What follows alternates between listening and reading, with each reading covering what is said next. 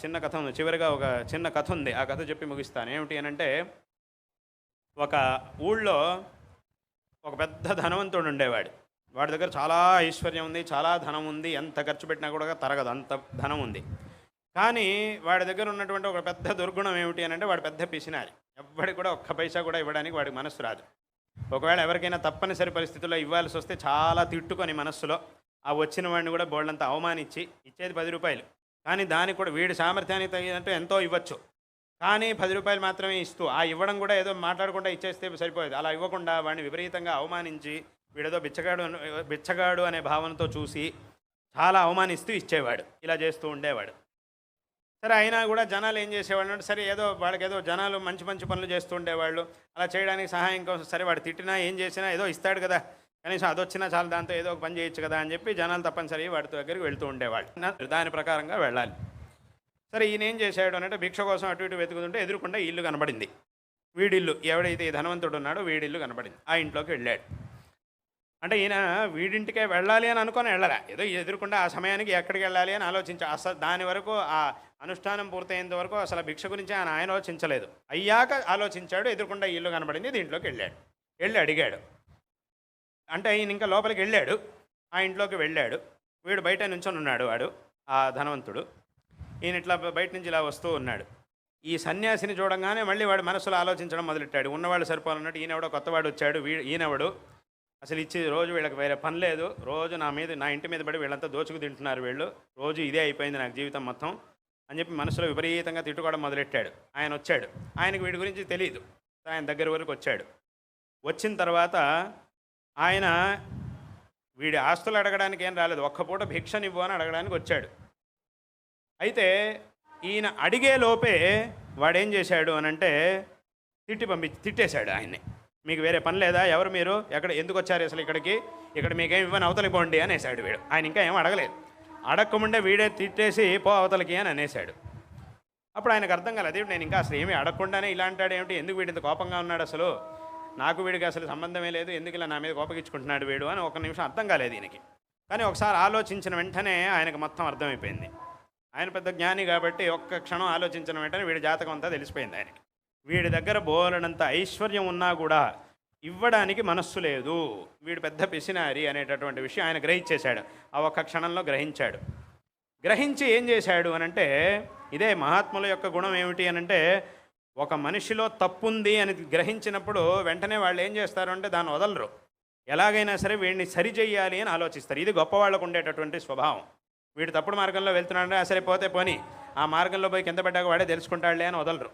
అయ్యో వీడు తెలియక ఆ మార్గంలో వెళ్తున్నాడే, అలా వెళ్ళకూడదు, ఏదైనా చేసి వాడిని మార్చాలి, సరైనటువంటి మార్గంలోకి తీసుకురావాలి అని ఆలోచిస్తారు. ఇది గొప్పవాళ్ళ యొక్క స్వభావం. ఈయన గొప్పవాడు కాబట్టి ఈయనేం ఆలోచించాడు అనంటే, ఇంత ఆస్తిని పెట్టుకొని ఎన్నో మంచి పనులు చేయొచ్చు వీడు, కానీ వీడేమీ చేయకుండా ఊరికే డబ్బులన్నింటినీ ఇట్లా కూడబెట్టి ఇట్లా ఉంచాడు, ఇంత ఆస్తిని ఊరికే అలా ఉంచాడు, వాడు అనుభవించేది లేదు, ఇంకోటికి ఇచ్చేది లేదు, ఇదంతా ఊరికే వ్యర్థమైపోతోంది. అదే ఈ ఆస్తిని కనుక మంచి పనులు దాన ధర్మాలు చేసి మంచి పనులకు ఉపయోగిస్తే ఈ పాటికి వాడు చాలా పుణ్యానికి పూట కట్టుకున్నవాడు అయ్యేవాడు. కాబట్టి ఏదైనా చేసి వీడిని మార్చాలి అని ఆయన అనుకున్నాడు. అనుకొని ఒక మాట అన్నాడు. ఏమిటి అంటే, చూడండి ఆయన, నేను నీ దగ్గరికి అడగడానికి రాలేదు, నేనే నీకో వస్తువు ఇవ్వడానికి వచ్చాను అని అన్నాడు. నువ్వేం భయపడక్కర్లేదు, నువ్వేమీ ఇదవ్వాల్సిన పని లేదు, నేను నీ దగ్గర నుంచి ఏమీ తీసుకుపోవడానికి రాలేదు, నేనే నీకో వస్తువు ఇవ్వడానికని వచ్చాను అని అన్నాడు. వెంటనే వాడి ముఖచిత్రం మొత్తం మారిపోయింది. ఈయనే ఏదో ఇస్తాడట కదా అని తెలియగానే మొత్తం వాడి ముఖచిత్రం మారిపోయింది. ఓహో అలాగా, మీరే ఇవ్వడానికి వచ్చారా, సరే రండి లోపలికి కూర్చొని మాట్లాడుకుందాం, లోపలికి రండి అని వెంటనే లోపలికి తీసుకెళ్ళాడు, కూర్చోబెట్టాడు, ఉపచారాలు చేశాడు, అంతా అయింది. ఇప్పుడు చెప్పండి, ఏదో ఇస్తా అన్నారు కదా, ఏమిటిది? లోపల నుంచి ఒక చిన్న సూదిని తీశాడు. ఆ సూదిని వాడికి ఇచ్చాడు. ఇదేమిటి, సూది ఇస్తున్నారేమిటి? అవును నాయన, ఈ సూదిని నేను నీకు ఇస్తాను, దీన్నే నేను నీకు ఇవ్వాలనుకున్నది. ఇవ్వడం అంటే నీకే ఇచ్చేయడం కాదు, నీ దగ్గర పెడతాను, ఇప్పుడు నీ దగ్గర ఉంచి కొన్నాళ్ళు ఆగి మళ్ళీ నేను వచ్చి తీసుకెళ్తాను అని అన్నాడు. నేను మళ్ళీ వచ్చేంత వరకు నీ దగ్గరే ఉంచు, నేను వచ్చిన తర్వాత అప్పుడు మళ్ళీ నేను వచ్చినప్పుడు మళ్ళీ నాకు ఇవ్వు అని అంటాడు. అప్పుడు వీడు అన్నాడు, ఎందుకు నా దగ్గర ఎందుకు, మీరే ఉంచుకోవచ్చు కదా అన్నాడు. అంటే నేను అన్ని చోట్ల తిరుగుతూ ఉంటాను కదా, ఎక్కడైనా పడిపోతే కష్టం అని అన్నాడు. పడిపోతే ఏముంది, ఇదైనా పెద్ద విషయం, ఇది చిన్న సూది పోతే ఇంకో సూది కొనుక్కోవచ్చు, దాంట్లో పెద్ద విశేషమేముంది, ఎక్కడైనా పడిపోతుందేమో అని భయపడాల్సిన అవసరం ఏముంది, ఈ సూది పోతే ఇంకో 100 సూదులు కొనుక్కోవచ్చు, సూదులు అన్ని చోట్ల ఎక్కడైనా దొరుకుతాయి కదా, దీనికోసం మీరు ఏదో పెద్ద వస్తువు ఇస్తారేమో, ఏదో వజ్రాలు వైడూర్యాలు ఇస్తారేమో అనుకున్నాను. చివరికి ఇదే మీరు ఇచ్చేది, దీనివల్ల ఏమిటి ఉపయోగం? ఇది అనవసరం, దీన్ని నేను ఎందుకు కాపాడాలి, ఇదంతా అనవసరం అని అన్నాడు. అప్పుడు ఆయన అన్నాడు, ఏయ్ అలా అనుకో, అలా అనకూడదు, ఇది మామూలు సూది కాదయ్యా, ఇది చాలా మహిమాన్వితమైనటువంటిది. వెనకటి కాలంలో ఏదో ఋషులు వాళ్ళు తపస్సు చేస్తే వాళ్ళకి దొరికింది, వాళ్ళు దాన్ని అలా కాపాడుకుంటూ వస్తే నాకు ఇచ్చారు, కాబట్టి నా దగ్గర పెట్టుకున్నాను దీన్ని అని అంటాడు. ఇది ఎవరి దగ్గర అయితే కొన్నాళ్ళైనా సరే ఎవరి దగ్గర అయితే ఉంటుందో వాళ్ళ దగ్గర ఉన్న ఆస్తి రెట్టింపు అవుతుంది, అలాంటి గొప్ప సూది ఇది అని అన్నాడు.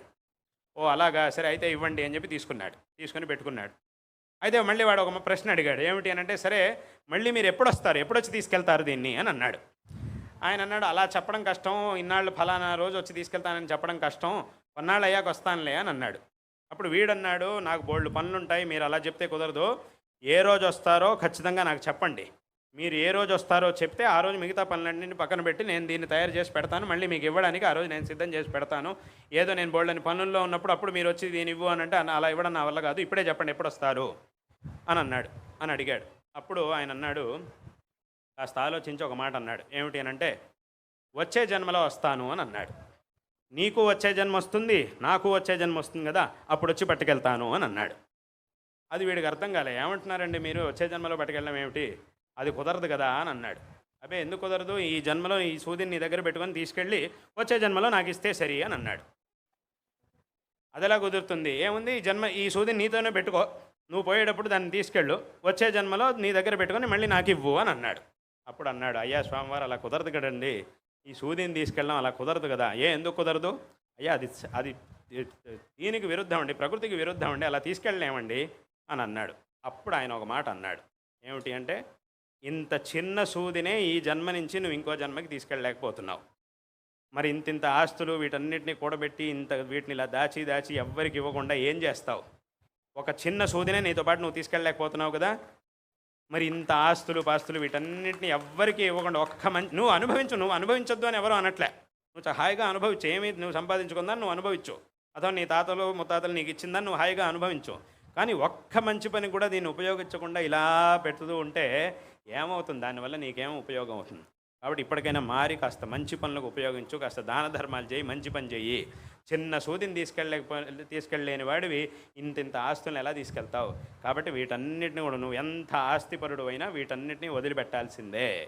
కాబట్టి ఒకవేళ దీన్ని కనుక ఇప్పుడే నువ్వు దీన్ని ఆలోచించి ఈ ఆస్తులన్నింటినీ కూడా మంచి పనులకు ఉపయోగించావనుకో, అప్పుడు ఏమవుతుందనంటే ఈ ఆస్తులే పుణ్యంగా మారుతాయి. పుణ్యంగా మారి ఆ పుణ్యం ఇప్పుడు నీతో పాటే ఉంటుంది, దాన్ని నువ్వు ఎక్కడికి వెళ్ళినా తీసుకెళ్ళచ్చు. ఇలాగే దీన్ని నువ్వు ఎక్కడికి తీసుకెళ్ళలేవు, నీ దగ్గరున్న ఆస్తుల్ని నువ్వు ఇలాగే ఎక్కడికి తీసుకెళ్ళలేవు.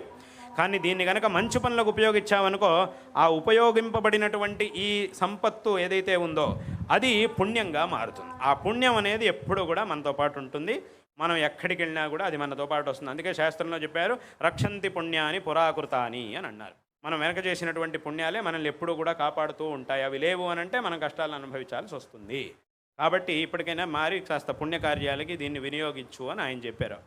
అప్పుడు వాడికి మొత్తం అర్థమైంది. అప్పుడు వాడు అన్నాడు, అయ్యా తప్పైపోయింది, ఇంక నుంచి ఇలా ఉండకుండా నేను అంతా సరవుతాను, మళ్ళీ చక్కగా దాన ధర్మాలు చేస్తాను. అప్పటి నుంచి చక్కగా హాయిగా చాలా ఔదార్యంగా ఉదారంగా దాన ధర్మాలు చేయడం మొదలెట్టాడు అని అదొక కథ.